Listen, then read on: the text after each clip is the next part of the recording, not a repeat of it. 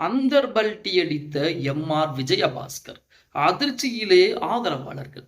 நண்பர்களே, அதிமுக தொண்டர்களாக இருந்தீங்க அப்படின்னா மறக்காம நம்ம சேனலை சப்ஸ்கிரைப் பண்ணிட்டு இந்த வீடியோக்கு ஒரு லைக் பண்ணிருங்க. இந்திய அண்ணா திராவிட முன்னேற்ற கழகத்திலிருந்து சமீபத்திலே விலகிய நமது எம்.ஆர். விஜயபாஸ்கர் தமிழக வெற்றி கழகத்திலே இணைந்திருந்தார். அப்படி அவர் தமிழக வெற்றி கழகத்தில் இணைந்ததற்குரிய பின்னணி காரணங்கள் என்ன? அது மட்டுமல்லாமல் எடப்பாடி பழனிசாமிக்கும் அவருக்கும் இடையே நடந்த பிரச்சனைகள் என்ன? ஏன் அவர் அதிமுகவிலிருந்து வெளியேற வேண்டும்?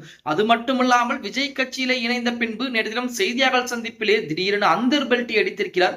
அவர் சொன்ன அந்த ஒற்றை வார்த்தை விஜய்க்கு என்ன பிரச்சனையாக மாறி இருக்கிறது அப்படிங்கிற முழு தகவலை தான் இந்த வீடியோ பதிவிலே பார்க்க போறோம். வீடியோ பிடிச்சிருந்தா லைக் அண்ட் சப்ஸ்கிரைப் பண்ணுங்க. அதிமுகவை பொறுத்த வரைக்கும் கரூரிலே முக்கிய முகமாக காணப்பட்டவர் தான் நமது எம்.ஆர். விஜயபாஸ்கர். செந்தில் பாலாஜி மிகப்பெரிய ஒரு ஆளுமையாக இருக்கக்கூடிய அந்த நேரத்திலுமே நமது எம்.ஆர். விஜயபாஸ்கர் அவரை எதிர்த்து அரசியல் செய்தார் அப்படின்னே கூட சொல்லி ஜெயலலிதா அம்மையார் ஆட்சி காலத்திலேயே மாவட்ட செயலராக பதவிகள் என்பது உயர்த்தப்பட்டு அதன் பின்பு சட்டமன்ற உறுப்பினராக தேர்ந்தெடுக்கப்படுகிறார். அடுத்த கட்டமாக அமைச்சர் பொறுப்பை ஏற்கிறார். ஜெயலலிதா அம்மையார் மரணத்திற்கு பின்பு எடப்பாடி பழனிசாமிக்கு முழு ஆதரவையும் கொடுத்த ஒரு நபர் யாருன்னா நமது எம்.ஆர். விஜயபாஸ்கர். கரூரிலே தனக்கென ஒரு ஆதரவு வட்டாரத்தை மிகப்பெரிய அளவில் பெருக்கிக் கொண்டிருக்கிறார். ஒரு புறத்திலே செந்தில் பாலாஜியுடைய கோட்டையாக கரூரை மாற்றக்கூடிய அந்த நேரத்திலும் அந்த கோட்டையிலும் ஓட்டையை போட்டு அந்த இடத்திலே அரசியல் செய்தவர் தான் நமது எம்.ஆர். விஜயபாஸ்கர். அப்படிப்பட்ட எம்.ஆர். விஜயபாஸ்கர் தற்சமயம் தமிழக வெற்றி கழகத்திலே இணைந்து விட்டார். அதாவது இதுவரைக்கும் தெய்வங்களாக கையெடுத்து வணங்கிய ஜெயலலிதா அம்மையார், புரட்சி தலைவர் பொன்மனச்செம்மல் எம்ஜிஆருடைய புகைப்படத்தை எல்லாம் தூக்கி எறிந்துவிட்டு தற்போது தமிழக வெற்றி கழகத்துடைய தலைவர் விஜயருடைய புகைப்படத்தை பாக்கெட்ல வைக்கக்கூடிய ஒரு சூழ்நிலையிலே இருந்து கொண்டிருக்கிறார் அப்படின்னே கூட சொல்லலாம். ஏன் எடப்பாடி பழனிசாமியின் மீது அவருக்கு இருக்கக்கூடிய கோபமா, அல்லது அவருடைய மாவட்ட செயலாளர் பதவிகளை பிடுங்கியதன் கோபத்தில் தான் நமது எடப்பாடி பழனிசாமி விட்டு வெளியேறி இருக்கிறாரா, அல்லது திமுகவுடன் கூட்டணியில் இணைகிறேன் என எடப்பாடி பழனிசாமி முடிவெடுத்துதான் அவருக்கு பிரச்சனையா அப்படின்னு பார்த்தா, அதாவது அதிமுக தமிழக வெற்றி கழகம் இந்த இரண்டு கட்சிகளும் கூட்டணியில் இருந்திருந்தால் இந்நேரம் எந்த ஒரு பிரச்சனையும் வந்திருக்க போவது கிடையாது. அடுத்த கட்டமாக அதிமுக வெற்றி பெற்றிருந்தால் 2026 சட்டமன்ற தேர்தலில் அதிமுக மிகப்பெரிய ஒரு வெற்றி வாய்ப்பை பதிவு செய்து முதலமைச்சராக எடப்பாடி பழனிசாமி அமர்ந்திருந்தால் எம்.ஆர். விஜயபாஸ்கர் ஆகட்டும், சி விஜயபாஸ்கர் ஆகட்டும், எந்த ஒரு நபரும் அதிமுகவிலிருந்து வெளியே போயிருப்பதற்கு துளி அளவு கூட வாய்ப்பு என்பது கிடையாது. அடுத்த கட்டமாக தமிழக வெற்றி கழகத்திற்கு ஆதரவுகளை கொடுத்திருந்தாலும் 2026 தேர்தலுக்கு பின்பு ஆதரவுகளை கொடுத்திருந்தாலும் அதிமுகவிலிருந்து ஒரு நபர் கூட வெளியே போயிருக்க மாட்டார். ஆனால் நமது எம்.ஆர். விஜயபாஸ்கர் அவர்களை பொறுத்த வரைக்கும் ஆரம்பத்திலே ஒரு 25 சட்டமன்ற உறுப்பினர்கள் நேரடியாக விஜய் அவர்களுக்கு தமிழக வெற்றி கழகத்திற்கு ஆதரவுகளை கொடுக்கிறாங்க. அந்த நேரத்திலே எடப்பாடி பழனிசாமி அவருடைய மாவட்ட செயலாளர் பொறுப்புகளை பிடுங்கி வைக்கிறார்.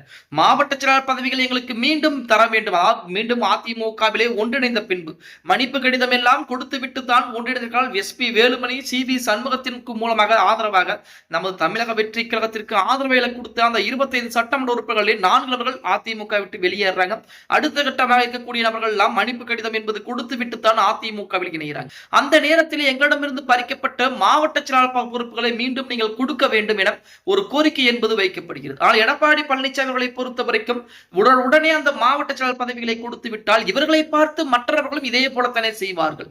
அதாவது ஒரு நபர் அதிமுகவிற்கு எதிராக செயல்படுகிறார், அந்த நபருடைய பதவிகளை பறிக்கிறார் எடப்பாடி பழனிசாமி, அந்த நபர்களுக்கு மீண்டும் அதே பொறுப்பை உடனே கொடுத்தால் மற்ற தொண்டர்கள் என்ன நினைப்பார்கள்? அப்ப எடப்பாடி பழனிசாமியிடம் இருந்து விலகினாலும் மீண்டும் இணைந்தால் அதே பொறுப்பு நமக்கு கிடைக்கும், நம்முடைய ஆட்டத்தை ஆரம்பிக்கலாம் என மற்ற தொண்டர்கள் நினைத்துவிடக் கூடாது என்ற ஒரு காரணத்திற்காகத்தான் அந்த மாவட்ட செயலாளர் பொறுப்பை எடப்பாடி பழனிசாமி கொடுக்காமல் வைத்திருந்தார். அது ஒரு கோபம். இன்னொரு கோபம் என்பது பாத்தீங்க அப்படின்னா, அதிமுக இதுவரைக்கும் பல தோல்விகளை கண்டிருக்கிறது. இப்ப இருக்கக்கூடிய தலைமுறை இருக்கக்கூடிய சூழலில் அதாவது இருக்கக்கூடிய இளம் தலைமுறை வாக்காளர்கள் அதிமுகவிற்கு எதிராக இருப்பது ஒரு காரணம். தமிழக வெற்றி கழகத்திற்கு ஆதரவாக ஏகப்பட்ட நபர்கள் செயல்பட்டுக் கொண்டிருக்கிறார்கள். இனிமேல் அதிமுக ஜெயிப்பதற்கு வாய்ப்புகள் என்பது கிடையாது. பேசாமல் தமிழக வெற்றி கழகத்திலே இணைந்து விட்டால் நமக்கு அடுத்த ஆட்ட அரசியல் வாழ்க்கை என்பது, அடுத்த கட்ட அரசியல் வாழ்க்கை என்பது மிக பிரகாசமாக இருக்கும் அப்படிங்கிறதுக்காண்டி நமது எம்.ஆர். விஜயபாஸ்கர் இணைந்திருக்கலாம் என்ற ஒரு செய்திகள் கூட இணையதளங்களிலே உலா வந்து கொண்டு. சரி, எதுக்குடா இப்படி வளவரன்னு இழுத்துக்கிட்டு இருக்கேன்? இதற்கு ஏன் எம்.ஆர். விஜயபாஸ்கர் என்ன அந்தர்பல்டி அடித்தார் அப்படின்னு பார்த்தோம்னா, அதாவது நேற்று தினம் செய்தியாளர் சந்திப்பு என்பது எம்.ஆர். விஜயபாஸ்கர் மேற்கொண்டிருக்கிறார். 2026 சட்டமன்ற தேர்தலில் தமிழக வெற்றி கழகம் 108 தொகுதிகளில் வெற்றி பெற்றதோடு திமுக கூட்டணியில் இருந்த காங்கிரஸ், விசிக, முஸ்லிம் லீக் மற்றும் கம்யூனிஸ்ட் கட்சிகள் ஆதரவோடும் கூட்டணி ஆட்சியை நடத்திட்டு வர்றாங்க. ஒரு பக்கம் அதிமுகவிலிருந்து இதுவரை 6 எம்எல்ஏக்கள் தங்களுடைய பதவிகளை ராஜினாமா செய்துவிட்டு தமிழக வெற்றி களத்தில் இணைஞ்சிருக்காங்க. ஏற்கனவே அதிமுக எம்எல்ஏக்கள் 4 பேர் தமிழக வெற்றி இணைந்த நிலையில் சமீபத்திலே அதிமுக முன்னாள் அமைச்சர்களாக இருந்த விஜயபாஸ்கர் மற்றும் விஜயபாஸ்கர் இருவருமே தமிழக வெற்றி களத்தில் இணைந்தார்கள். முதல்வர் விஜய் கரூருக்கு சென்றிருந்த போது அந்த மேடையிலே விஜயபாஸ்கர் பேசியிருந்தார். இந்த நிலையில் நேற்று தினம் செய்தியாளர்களிடம் பேசிய விஜயபாஸ்கர், அதிமுக தலைமையிடம் நாங்கள் சமரச முயற்சியிலே ஈடுபட்டோம், ஆனால் அது நடக்கவில்லை. அந்த நேரத்தில் தமிழக வெற்றி கழகத்திலிருந்து எங்களை தொடர்பு கொண்டார்கள். எனவே தமிழக வெற்றி கழகத்தில் இணைந்து விட்டோம் என சொல்லி இருக்கிறார். இதையடுத்து தமிழக வெற்றி கழகத்திலிருந்து எங்களை கூப்பிட்டார்கள் என இவர் சொல்லி இருப்பதுதான் தற்போது விஜய் அவர்களுக்கு மிகப்பெரிய ஒரு பிரச்சனையை உண்டாக்கக்கூடிய ஒரு சூழல் என்பது இருக்கிறது அப்படின்னே கூட சொல்லலாம். ஆல்ரெடி அதிமுகவினர் குதிரை பேரம் என்பது பேசப்பட்டு அந்த குதிரை பேரத்தின் மூலமாகத்தான் அதிமுகவில் இருக்கக்கூடிய நபர்களை பூரா தமிழக வெற்றி கழகம் இழுத்துக் கொண்டிருக்கிறது என நீதிமன்றங்கள் மூலமாகவும் தேர்தல் ஆணையம் வரைக்கும் ஏன் தமிழகத்துடைய ஆளுநர் வரைக்கும் புகார்களை கொடுத்திருக்காங்க.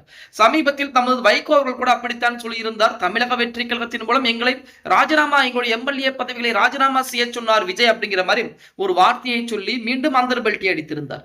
அதே போலத்தான் நமது விஜயபாஸ்கர் அவர்கள் நாங்கள் எடப்பாடி பழனிசாமியிடம் சமரசம் பேச்சுவார்த்தை நடத்தி கொண்டிருந்தோம்.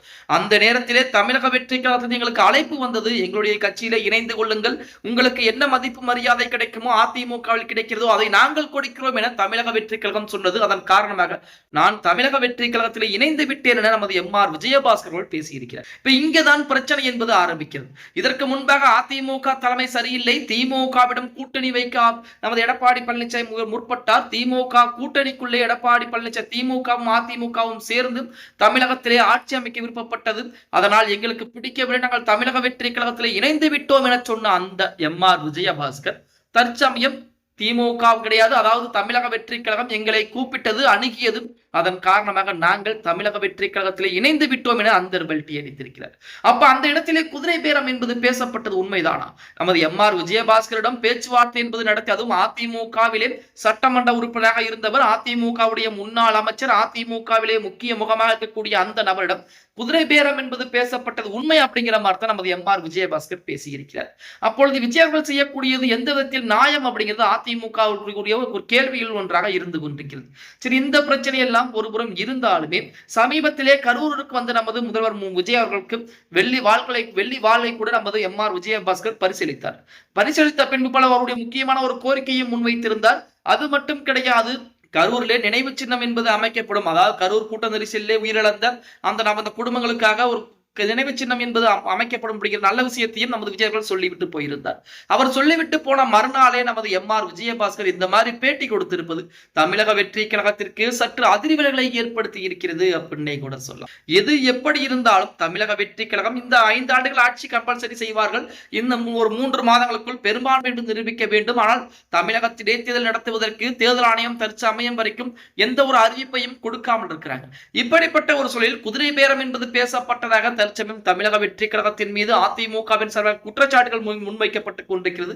அதற்கு ஏற்றாறு போலதான் நமது விஜயபாஸ்கர் அவர்கள் பேசியிருப்பது தற்போது அரசியல் வட்டாரத்திலே மிகப்பெரிய ஒரு பேசுபொருளாகவும் அது ஒரு அதிர்ச்சியும் ஏற்படுத்தி இருக்கிறது அப்படின்னே கூட சொல்லலாம். பொறுத்து பார்க்கலாம். ஓகே கைஸ், வீடியோ பிடிச்சிருந்தா மறக்காம லைக் பண்ணுங்க. அப்படி நம்ம போடக்கூடிய வீடியோ பற்றின கருத்துக்களை கீழே மறக்காம கமெண்ட் பாக்ஸ்ல பதிவு நண்பா.